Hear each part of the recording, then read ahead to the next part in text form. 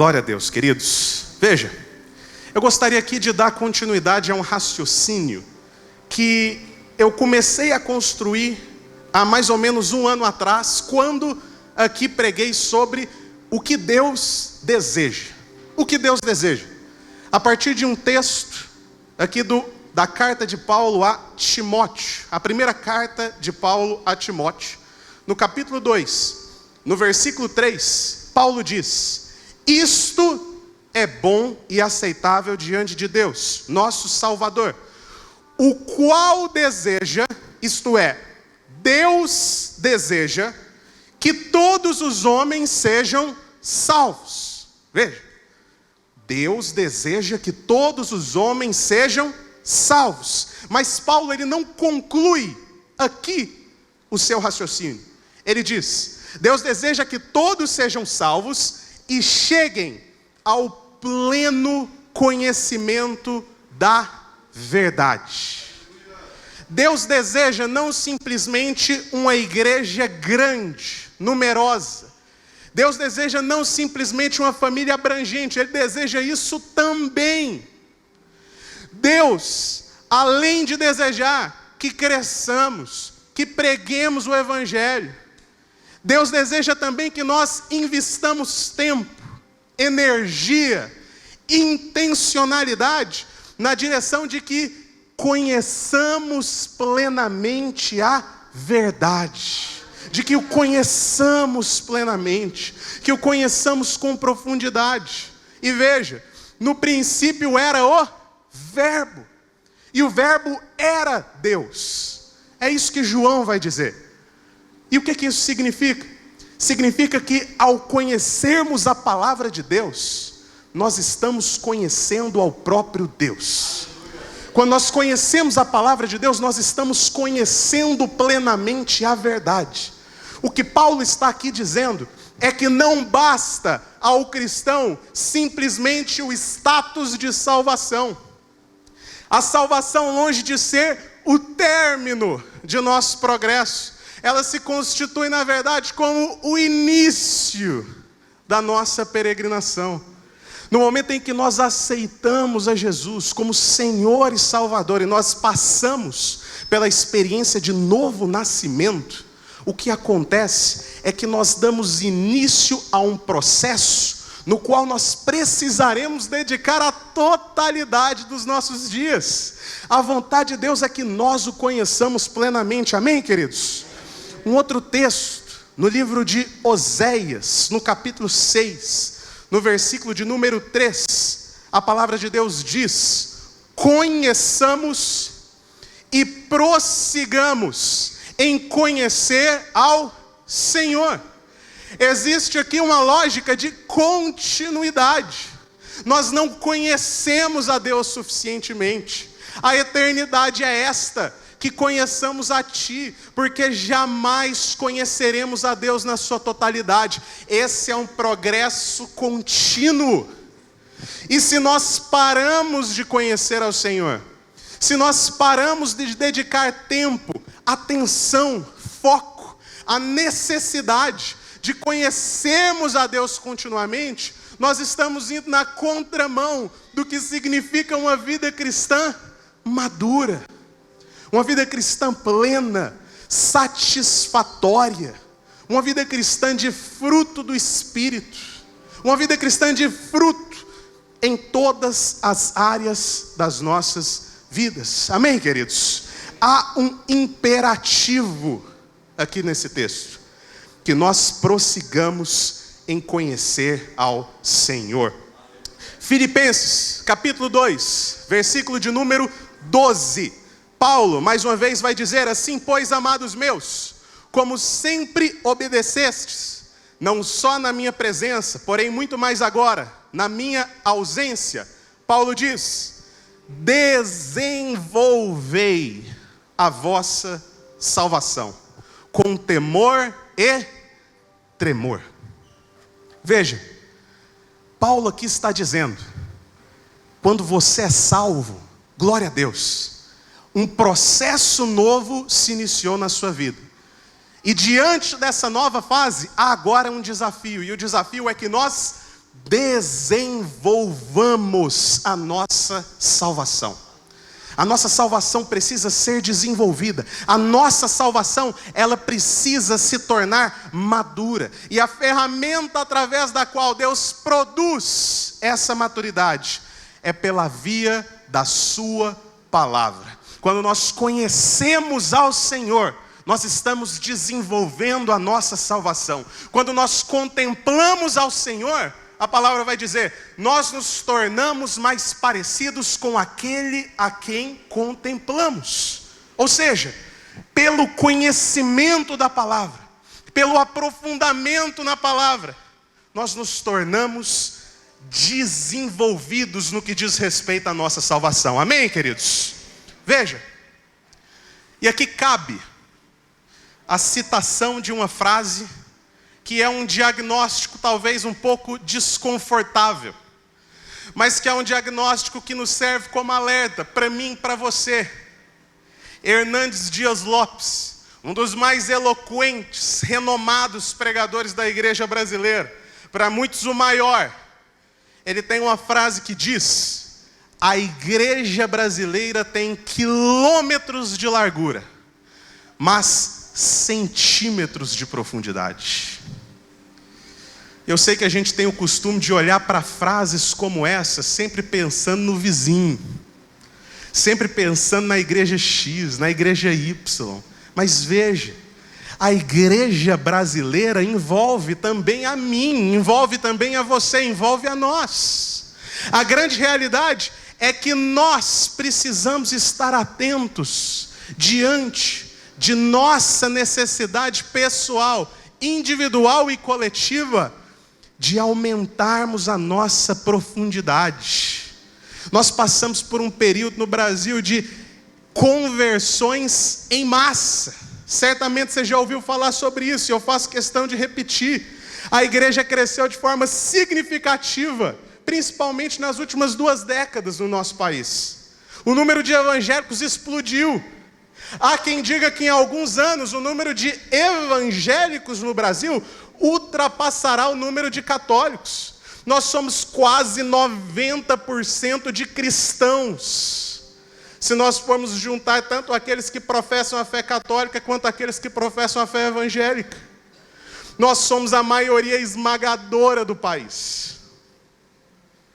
Mas veja, uma igreja grande, uma igreja que tem extensão, não necessariamente é uma igreja profunda. E veja, nós precisamos sim comemorar, nós precisamos ficar felizes com as pessoas que chegam no nosso meio, porque apesar de sermos maioria, acredite, tem muita gente ainda perdida, tem muita gente precisando de ouvir o evangelho, tem muita gente distante da igreja local, distante de uma vida de piedade, e nós somos ferramentas de intervenção na vida dessas pessoas, amém, queridos? Mas esse crescimento, ele também traz consigo dificuldades, desafios, aos quais nós precisamos estar atentos. Nós não podemos ser uma igreja que tem quilômetros de extensão, se nós nos contentarmos em ser uma igreja que tem centímetros de profundidade. E acredite, a palavra de Deus, ela é uma espada de 2 gumes, ela corta para os 2 lados. Isso aqui também é tão desafiador para mim quanto é para qualquer um de nós. Porque há aqui um desafio de que nós, enquanto cristãos maduros, sejamos também aqueles que incentivam a cultura da profundidade bíblica. Amém, queridos? Que incentivam a cultura de uma vida devota ao propósito de se conhecer a Deus. Mas talvez você pense, Nery, mas qual é o problema? Qual é o problema de sermos uma igreja que tem centímetros de profundidade?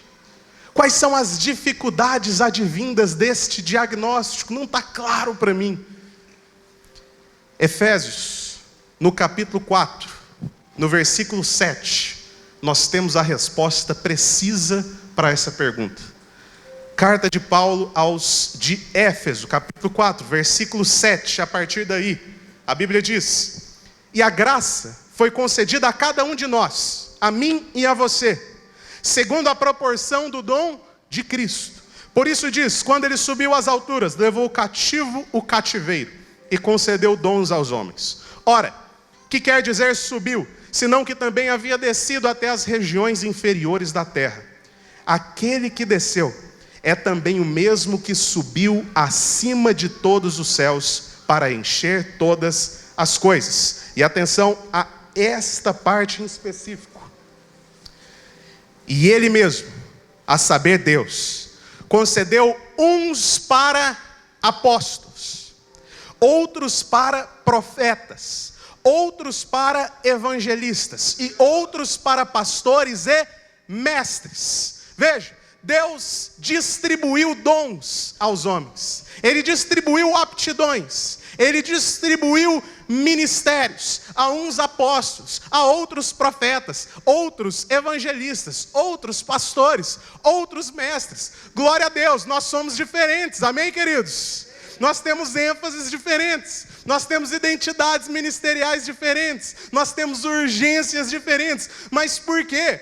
Porque Paulo distribuiu dons aos homens, com o objetivo do aperfeiçoamento dos santos, para o desempenho do seu serviço, em outras traduções, do seu ministério, da sua missão, do seu propósito, para a edificação do corpo de Cristo, o fortalecimento do corpo de Cristo, até que todos nós, cheguemos à unidade da fé e do pleno conhecimento do Filho de Deus, a perfeita varonilidade. Leia-se, a perfeita maturidade.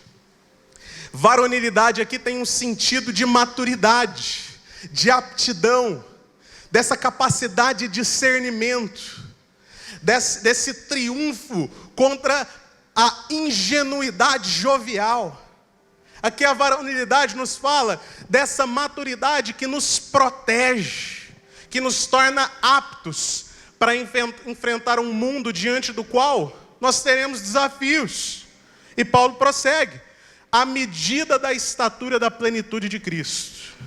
E tudo isso, Paulo diz, para que não mais sejamos como meninos, agitados de um lado para outro. Paulo aqui está descrevendo o que significa, no pior sentido do termo, ser um menino espiritual, ser uma criança espiritual. Ele diz, crianças são agitadas de um lado para o outro, por todo vento de doutrina, por qualquer novidade, por qualquer coisa que seja efusiva, que seja chamativa, pela artimanha dos homens, pela astúcia com que induzem ao erro. A grande verdade é que se nós não investimos na nossa profundidade espiritual, nós abrimos caminho para nos tornarmos vítimas de todo tipo de ataque e situação desafiadora que se impõe a nós. E acredite, muitas irão se impor, muitas dificuldades advirão, muitos ensinos atraentes, chamativos, aparentemente mais fiéis ao que é o coração de Deus para os tempos pós-modernos, contemporâneos, surgirão. E se nós não temos perfeita varonilidade, se nós não estamos em busca de maturidade, nós nos tornamos sujeitos a sermos enganados por esse tipo de ensino. Veja, eu amo criança. Eu acredito que todo mundo aqui ama criança, porque não tem como não amar criança. Eu mesmo virei tio há muito pouco tempo. A minha sobrinha nasceu, a Beatriz. Gente, vocês têm que ver os almoços lá no meu pai nos fins de semana, porque assim, a gente só falta babar na menina, falta querer arrancar um pedaço, porque é fofa demais, é linda demais, é a primeira netinha do meu pai. Então a gente está apaixonado na Beatriz, ela chegou agora. Eu e a minha esposa, a gente fica ali pegando ela às vezes para um momento só nós três, a gente até brinca, né, que o útero chega a coça. Porque é aquela vontade de, poxa, quero ter o nosso. Veja, gostar de criança não significa levar jeito com criança, isso é uma distinção importante. Eu, por exemplo, não levo jeito nenhum, mas eu amo criança. Todos nós amamos crianças, amém, queridos? Mas sejamos sinceros, posto isso, crianças, elas estão no início da sua caminhada, elas estão no início das suas vidas. Crianças, elas não lidam bem com a adversidade. Crianças não lidam bem com a sua vontade sendo contrariada. Crianças não lidam bem com a frustração das suas expectativas. Crianças muitas vezes são atraídas simplesmente por aquilo que visualmente é mais chamativo, por aquilo que numa perspectiva de sentidos naturais as arrebata a atenção com mais intensidade. Crianças não fazem profundas avaliações do que é o melhor, elas simplesmente se deixam conduzir por aquilo que a sua vontade as direciona. E é por isso que elas precisam dos pais, amém, queridos? Porque somos nós peças fundamentais para a formação desse caráter. Porque quando elas nascem, elas ainda não têm caráter. Esse caráter, ele é formado. Veja, quando Paulo diz que nós não podemos ser meninos, é a isso que Paulo está se referindo. Nós não podemos ser pessoas que são guiadas por aquilo que é visível, por aquilo que é chamativo, por aquilo que é rebuscado, por aquilo que simplesmente tem aparência, mas não tem substância. E o que define a maturidade espiritual é justamente essa capacidade de discernimento, essa aptidão para entender o que é real e o que não é, o que faz sentido e o que não faz, como lidar com uma situação onde eu queria que as coisas acontecessem de uma determinada forma, mas elas aconteceram de outra forma. Eu lia, há algumas semanas atrás, uma reportagem muito interessante de um fenômeno que vem acontecendo nas últimas décadas no Japão. Olha só, muitos jovens no Japão, nas últimas décadas, eles têm se tornado uma espécie de eremitas na sociedade. O que isso significa?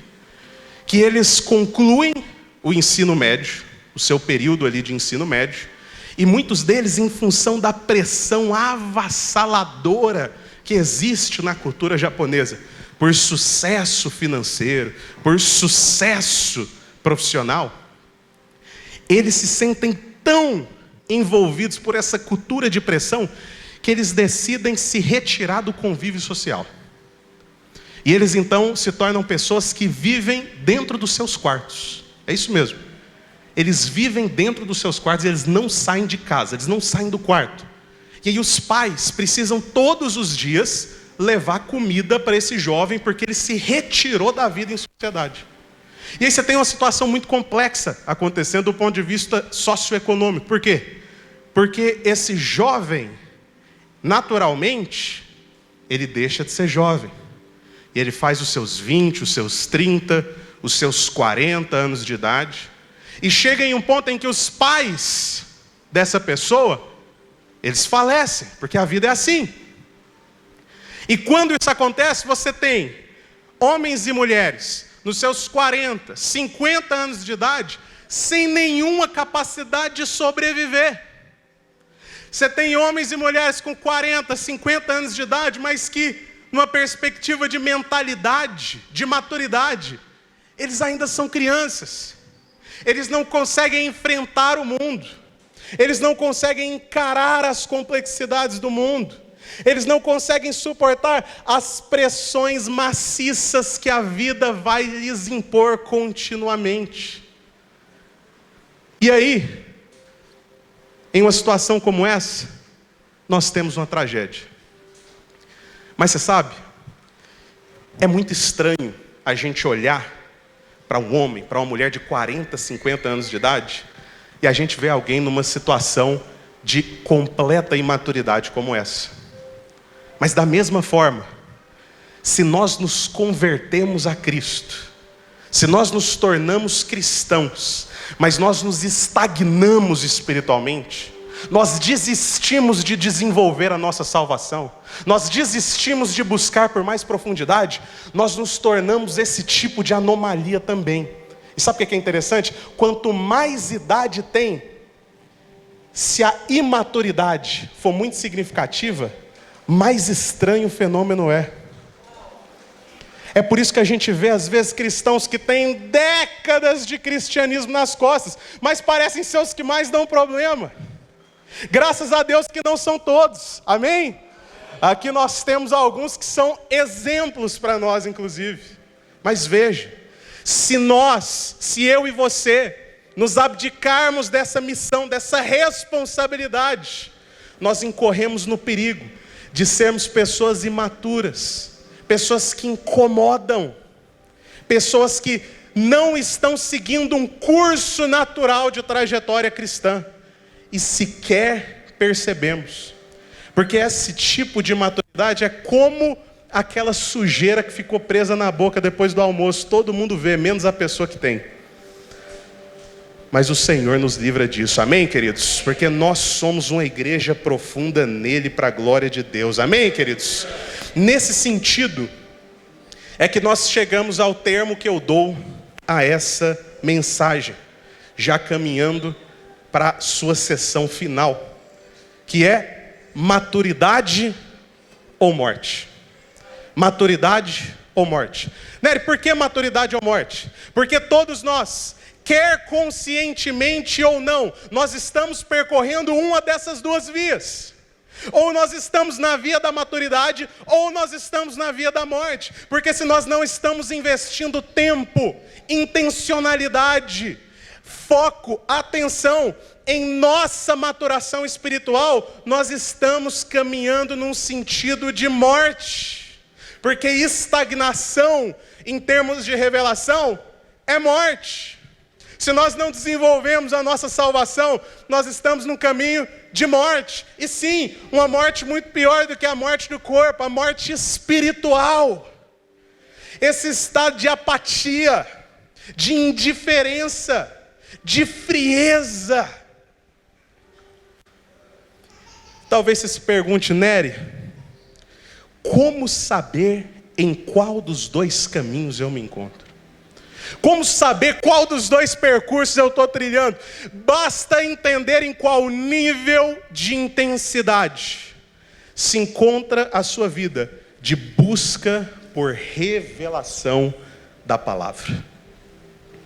A busca pela revelação da palavra, a intensidade dessa busca nos dá a medida exata para que compreendamos se estamos em um caminho de vida ou se estamos em um caminho de morte. Como eu te disse, a vida cristã, ela depende da revelação. Ela está conectada à necessidade de nós não simplesmente adquirirmos conhecimento, mas em lendo a palavra, nós conhecermos a Deus de forma mais profundas. E eu queria rapidamente falar sobre duas formas através das quais a revelação trabalha em nossas vidas. E aqui, claro, veja, eu poderia tranquilamente falar sobre 10, sobre 15, sobre 20, porque são muitas as formas através das quais a revelação age em nossas vidas.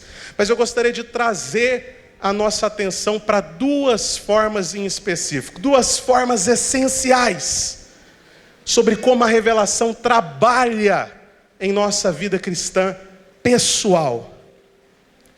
E a primeira delas, ela trabalha no sentido de nos fortalecer no dia mau ou na má temporada. Eu não sei quantos tiveram oportunidade de estar conosco do ano passado na nossa conferência geral da Dínamos em São Paulo. Mas foi um período precioso, foi um período muito intenso, foi um período de muita revelação, de muita comunhão, de muito estreitamento de vínculos. Me chamou a atenção a palavra do pastor Rodrigo, porque ele pregou a respeito das tempestades. Lembra dessa palavra? As tempestades. E há um fenômeno interessante em relação às tempestades numa perspectiva cristã. As tempestades, elas não são seletivas.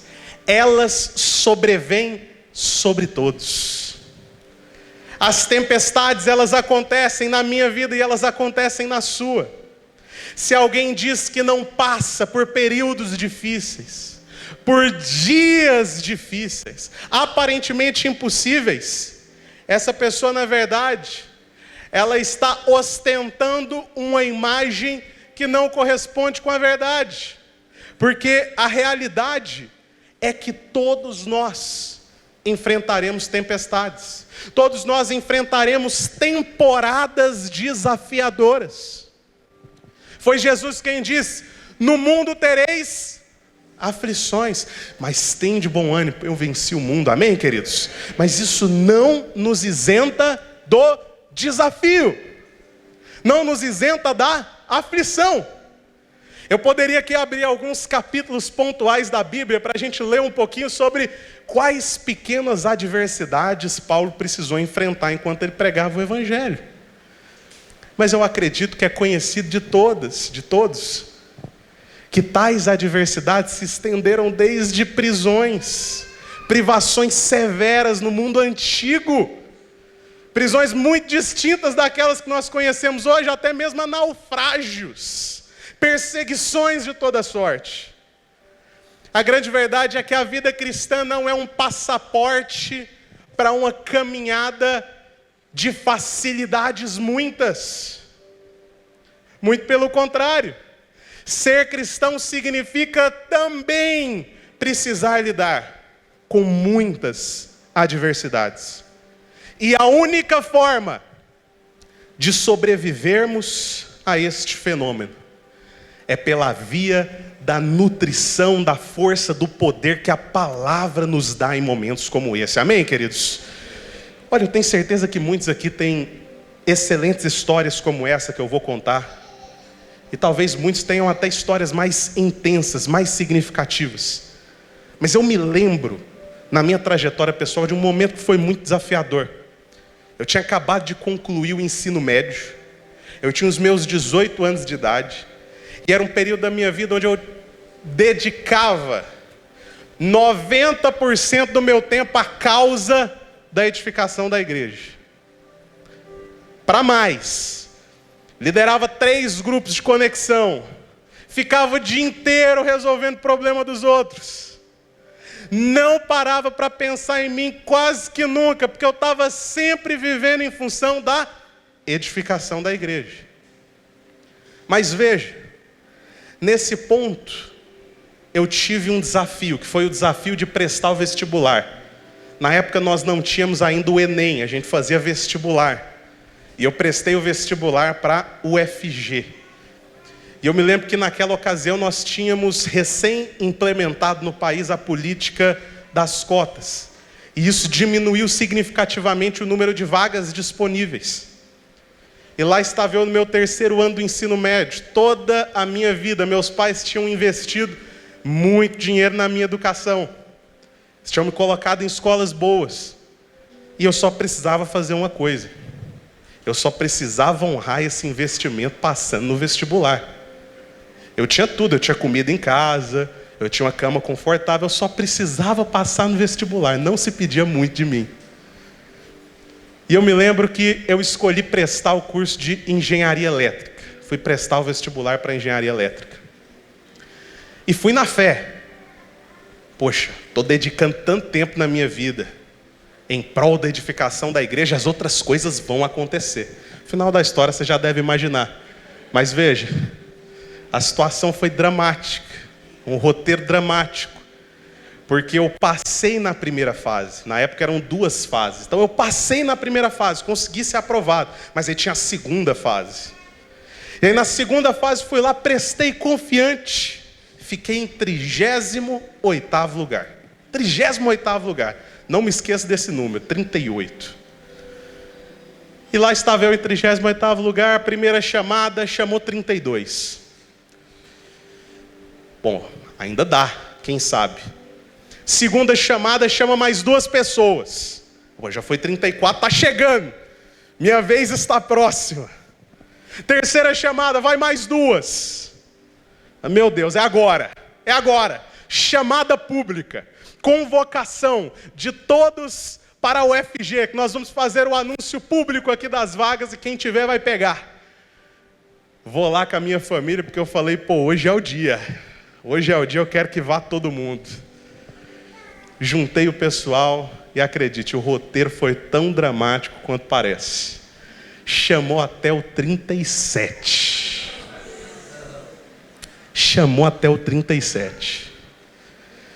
E lá fiquei eu, enquanto o responsável dizia, olha, se encerraram as vagas, muito obrigado aí pessoal da engenharia elétrica.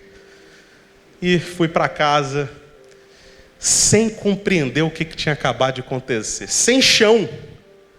Porque como que pode eu fazer tudo para Deus, e Deus não me dá uma aprovação? Sendo que eu ainda tinha estudado, não tinha estudado tanto, mas tinha estudado. E aí então, naquele momento da minha vida, eu entrei numa crise, porque eu fiquei muito chateado com aquela situação, fiquei muito confuso com o que Deus tinha feito, porque na minha cabeça Deus que tinha feito. Até que então, resolvi abrir a palavra. E eu me lembro que quando eu abri a palavra naquela ocasião, eu me deparei com um texto de Eclesiastes. Eclesiastes. Talvez um dos livros mais pessimistas da Bíblia, na perspectiva de muitos. Mas eu abri lá em Eclesiastes 3. E a Bíblia dizia, tudo tem o seu tempo determinado. E há tempo para todo propósito debaixo do céu. Tudo tem o seu tempo determinado.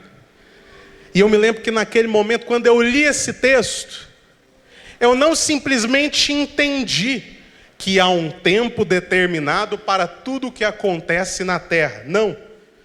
Eu me lembro que quando eu li aquele texto ele saltou ao meu coração. Ele saltou ao meu espírito. E foi como se os olhos do meu coração tivessem sido iluminados naquele instante. E com os olhos do meu coração iluminados, eu consegui enxergar e conhecer um nível de quem é o nosso Deus, que eu não conhecia ainda. E aquele momento de amadurecimento a partir da palavra, foi um momento que me tornou um pouco mais maduro do que eu era. E foi também um texto que me ajudou a vencer o dia mau, a vencer a má temporada. Queridos, se nós não dedicamos tempo a abrir a Bíblia em temporadas difíceis, nós estamos indo para uma guerra sem arma. Nós estamos indo para um conflito completamente desguarnecidos. Porque a nossa ferramenta para momentos como esses está na palavra. E quando a palavra nos ensina, quando ela nos proporciona revelação em momentos como esse, nós amadurecemos, nós crescemos em conhecimento de Deus, nós prosseguimos em conhecê-lo. E olha, a gente se torna gente mais fácil, porque a gente vai entendendo que as coisas nem sempre vão sair do nosso jeito, nem sempre vão ser do jeito que a gente quer. E cedo ou tarde, acredite, em algum momento, todos nós iremos nos deparar com a verdade de que o tempo de Deus nem sempre é o nosso, de que o momento de Deus nem sempre é o nosso. Portanto, a primeira forma através da qual a revelação age é nos sustentando em momentos como esse. Amém, queridos? Mas não simplesmente assim. A segunda e última forma através da qual a revelação age é removendo em nós o fascínio pelas coisas passageiras. 2 Coríntios, capítulo 4, versículo 18, olha só o que Paulo diz. Não atentando nós, não devotando nós atenção às coisas que se veem, mas nas que se não veem, porque as que se veem são temporais, E as invisíveis, as que se não veem, são eternas. Na vida cristã existe esse desafio. Esse é um grande desafio. Eu luto com ele todo dia. Todo dia. Que é o desafio de devotar mais atenção no que eu não estou vendo do que naquilo que eu consigo enxergar e sentir. O desafio de devotar mais importância às coisas que estão diante de mim, mas que eu não consigo ver, do que as coisas que estão ali, muitas vezes, sendo aquele espinho na minha carne. Entretanto, é a revelação que nos ajuda a remover o fascínio por aquilo que nós conseguimos enxergar. Eu gosto muito da história do povo de Israel sendo libertado do Egito. Quantos aqui estão familiarizados com a história? Deixa eu ter uma noção. O povo de Israel sendo libertado do Egito é uma das histórias mais clássicas. Resumidamente, Deus estabelece um Salvador, aquele que seria o libertador do povo de Israel da escravidão. Então, durante séculos o povo de Israel foi escravizado no Egito, até que Moisés, ele liberta o povo. Deus usa Moisés para ser o libertador do povo contra a tirania de Faraó. E isso dá início ao que nós conhecemos como o Êxodo, que é a peregrinação desse povo que era escravo no Egito até a terra prometida, que era Canaã. E essa é uma peregrinação muito interessante, porque ao longo dela, eles estavam em um deserto. E normalmente não tem muito suprimento no deserto. Mas Deus, em sua sabedoria, o que Ele faz? Ele alimenta o povo ao longo desse êxodo, dessa jornada, com o maná. Quanto se recorda? O pão que caía do céu. Então todos os dias o pão caía do céu e o povo era alimentado de forma sobrenatural pelo Senhor. Sabe o que é interessante? Porque bem depois, Paulo vai dizer que tudo o que está escrito no Antigo Testamento era na verdade uma sombra de verdades superiores que seriam reveladas. Em outras palavras, a história do povo de Israel no Egito é uma sombra, é uma representação de verdades superiores que seriam reveladas nos nossos dias. E o que essa história representa? Representa a forma como Deus nos transforma. Deus nos transforma através do alimento. Deus nos transforma através da sua palavra. A intenção de Deus ao alimentar o povo de Israel que saía do Egito com o maná, um alimento sobrenatural, era não necessariamente simplesmente viabilizar a saída desse povo do Egito, mas era viabilizar a saída do Egito de dentro desse povo. Porque o Egito era uma representação do mundo, do fascínio natural, das coisas naturais que tentam nos arrebatar a atenção todos os dias. E o mundo, ele é cada vez mais astuto. Os tempos, eles são cada vez mais hedonistas, mais dados ao prazer. Mas veja, a palavra de Deus nos guarda do fascínio no mundo. Amém, queridos? A estratégia do inimigo sempre vai ser tentar fazer com que a gente pare de comer, que a gente pare de se alimentar do Senhor. Eu acabei não passando em engenharia elétrica, mas algum tempo depois eu passei em história, curso um pouco mais fácil, mas passei para a glória de Deus, amém? Meu pai ficou muito orgulhoso.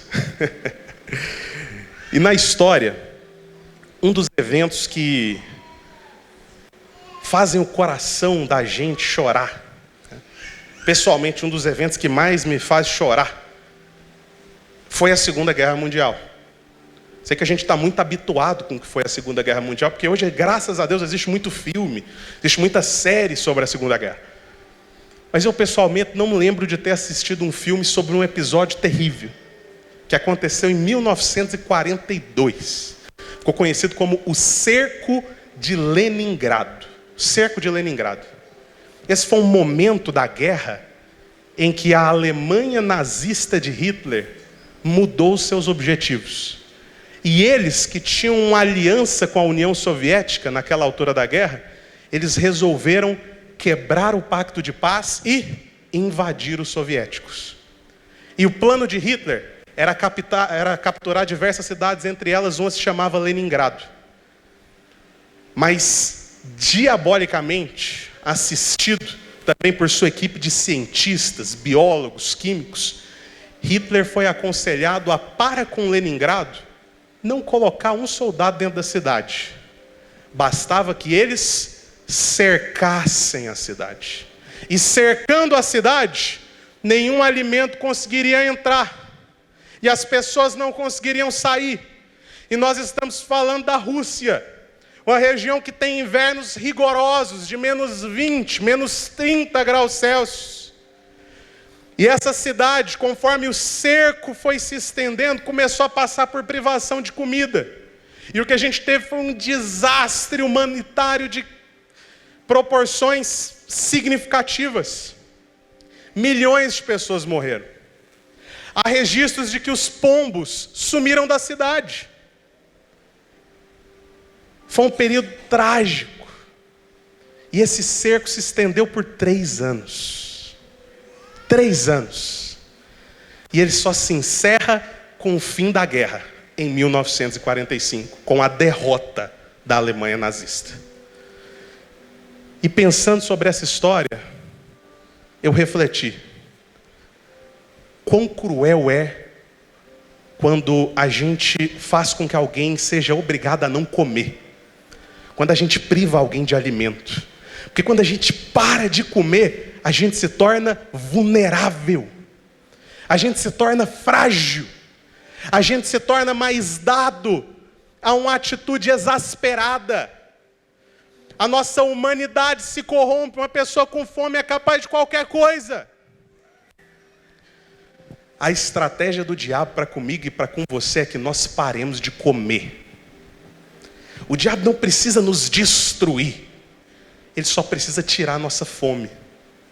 Ele só precisa tirar o nosso desejo por mais. Porque se ele tira o nosso desejo por mais, a gente se torna estagnado. A gente se torna frágil. A gente fica fraco. E a gente, por fim, morre. Queridos, maturidade ou morte. Nós precisamos escolher o caminho da maturidade, amém?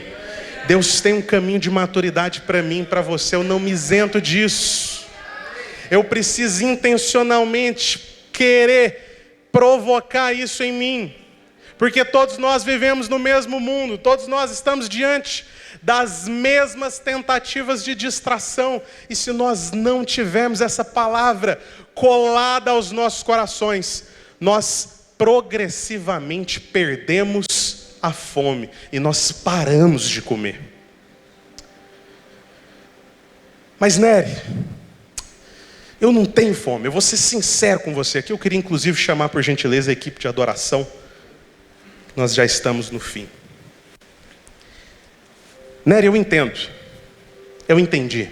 Realmente é importante mesmo conhecer o Senhor. Mas vou ser sincero, eu não tenho fome. Para ser sincero, eu não como há muito tempo. Estou no automático. Nery, eu tenho anos de espiritualidade, de vida cristã, mas para ser sincero, essa coisa de palavra é algo ao qual eu não tenho me dedicado tanto nos últimos tempos. O que eu faço se a fome sumiu? Pode parecer demasiado simples. Pode parecer até incômodo em alguma medida. Mas a grande verdade é que diante de um cenário como esse, o que nós precisamos fazer é provocar a fome. É comer sem vontade. Já ficou muito doente ao ponto de perder a fome? Eu já. É muito ruim. E às vezes a gente está tão doente que a gente não quer comer, mas a gente precisa. Porque se a pessoa não comer, ela vai a óbito. E aí o que a gente faz? A gente injeta essa comida com soro, a gente enfia essa comida goela abaixo, a gente dá um jeito, mas a gente faz comer, porque se não comer vai morrer. Agora, no mundo espiritual não é diferente. Se nós não provocamos a fome, se nós não intencionalmente vencemos o romantismo da ideia de que eu acordarei em determinado dia, desejoso por me alimentar da palavra, a gente fica nessa situação para sempre, porque a vontade nem sempre vem. Pelo contrário, ela vem até raramente. E se nós não somos intencionais em criar um hábito, em provocar aquilo que talvez nós não queiramos fazer, nós nos tornamos vítimas desse contexto trágico, onde a morte ela vem de forma gradual, de forma lenta. E ela num primeiro momento é uma apatia, ela num primeiro momento é uma indiferença, mas ela vai se tornando mais complexa, até que nós decidamos quebrar esse ciclo, até que nós decidamos dizer sim à maturidade, até que decidamos dizer sim a uma vida de devoção à palavra, sim a uma vida de construção de maturidade em Deus. Amém, queridos? Queridos, eu estou no mercado de tecnologia, eu tenho um trabalho para além do ofício pastoral aqui na igreja. Em função disso, no final do ano passado, eu fui em um evento que me marcou demais, um evento que reuniu as Big Techs, as grandes empresas de tecnologia do mundo. E em um dos palcos desse evento, nós tínhamos a intenção de dedicar toda a nossa atenção em inovações, visões de futuro, tendências do que estava por vir. E grandes empresas estavam lá representadas, Meta, Facebook, Instagram, TikTok, todas elas estavam lá. Google. E a gente teve ali 3 dias intensos, onde a gente viu para onde o mundo estava caminhando numa perspectiva de tecnologia.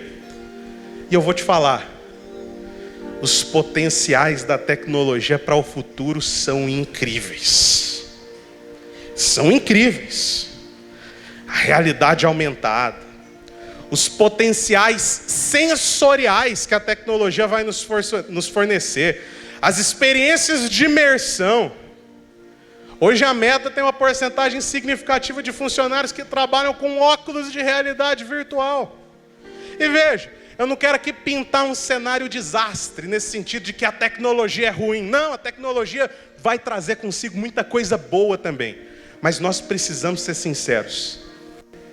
Em um mundo como esse que nós estamos nos tornando, que talvez já é mais real lá fora, já é mais real na Europa, já é mais real nos Estados Unidos, talvez aqui a gente não sinta isso com tanta intensidade ainda, por uma questão econômica, mas que vai chegar aqui também. Se nós, em um mundo como esse, não formos cristãos maduros, nós certamente estaremos diante de um grande problema. Nós certamente estaremos diante de um grande desafio. Queridos, aqueles que têm filhos, o mundo que os nossos filhos irão viver, se nós não formos intencionais em que eles sejam maduros espiritualmente, se não formos intencionais em que eles leiam a Bíblia, leiam bons livros, se nós não formos intencionais em formar essa próxima geração como uma geração que tem fibra, que tem maturidade na palavra, que vai ter essa capacidade de, a uma certa altura, provocar essa fome, eles vão estar em um contexto muito desafiador. Muito desafiador. Mas eu creio que é para tempos como esses que nós somos chamados. Amém, queridos? Nós não nascemos nessa geração por acaso. Os nossos filhos não estão nascendo nesse momento por acaso. Nós não estamos aqui dados, entregues a um mundo que será maior do que nossa capacidade de responder a ele. Não, não. Se estamos aqui, é porque o Senhor vai nos dar graça para responder adequadamente. O Senhor vai nos dar graça para ser filhos maduros em períodos de superficialidade. Pessoas que carregam uma cultura de seriedade, de compromisso com a palavra, ainda que não esteja na moda, ainda que não seja popular falar, ainda que não atraia cliques, que sejamos aqueles que permanecem em um compromisso com a maturidade. Amém, queridos? Hoje eu creio que o Senhor deseja reativar em nós essa paixão pela revelação da palavra, essa devoção, essa atribuição de importância a essa área do viver cristão, que é tão fundamental para nós. Então talvez você se encontre hoje apático em relação à leitura bíblica. Talvez há muito tempo você não assista uma aula sobre Bíblia. Talvez há muito tempo você não coloca a Bíblia como uma parte do seu cotidiano. Mas a ideia aqui não é trazer culpabilização. Não. A ideia é nos trazer para esse lugar de consagração à palavra. Nos trazer para esse lugar de devoção à palavra. Nunca será tarde demais. Nunca estaremos em um lugar delicado demais, do qual nós não possamos sair. E aqui eu até aproveito para fazer um breve apelo. Talvez você esteja conosco aqui há muito tempo, mas ainda não fez o nosso curso de crescimento espiritual da Escola UIS. Queridos, nós não faturamos nada com esse curso, nada. Nós fazemos tão somente porque cremos na importância de estudar a palavra. Talvez você esteja chegando aqui na igreja, você veio já em alguns cultos, talvez você esteja em um grupo de conexão. Você foi despertado para entender que a palavra é importante. Eu quero fazer um apelo aqui nessa noite. Considere dedicar 2 horas da sua semana para sentar numa cadeira e aprender mais sobre a palavra. Considere dedicar essa fração de tempo tão pequena, essa fração de energia tão pequena, para crescer na revelação da palavra. É tão precioso quando nós estamos em um ambiente de sala de aula, porque o professor aprende, os alunos aprendem, todo mundo aprende, a gente cresce em revelação. Roberto foi um dos nossos alunos mais dedicados na turma que nós tivemos em 2022. Basta perguntar para o Roberto o que foi para ele o curso de crescimento espiritual, você vai ouvir. Nós cremos na seriedade de iniciativas como essa. Se você tem esse desejo, não deixe de me procurar ao final do culto, não deixe de me mandar uma mensagem. Nós fomos chamados para ser uma igreja de gente profunda, de filhos maduros, em nome de Jesus. Vamos nos colocar de pé nessa noite, vamos orar por isso. Vamos orar para que o Espírito Santo ele produza em nós essa devoção pela sua palavra, essa paixão por conhecê-lo mais profundamente, por conhecer facetas novas, por conhecer intenções novas, por conhecer camadas mais profundas da vontade do Senhor. Espírito Santo de Deus, vamos orar. Espírito Santo de Deus, produz em nós, Pai. Produz na igreja Dínamos Goiânia e a partir de nós, para as demais igrejas, da nossa família de igrejas, e a partir de nós, para as demais igrejas da nossa nação e do mundo, das nações, dos Estados Unidos, da Europa, da África, da Ásia, da Oceania. Senhor, produz uma cultura de cristãos devotos à palavra. Uma cultura de cristãos que estão engajados em desenvolver a sua salvação, em buscar por maturidade, em buscar por lugares mais profundos no Senhor. Espírito Santo de Deus, reacende em nós a chama, a paixão pela Tua palavra. Oh Espírito Santo de Deus, vamos cantar uma música ao Senhor, enquanto essas verdades são solidificadas nos nossos corações.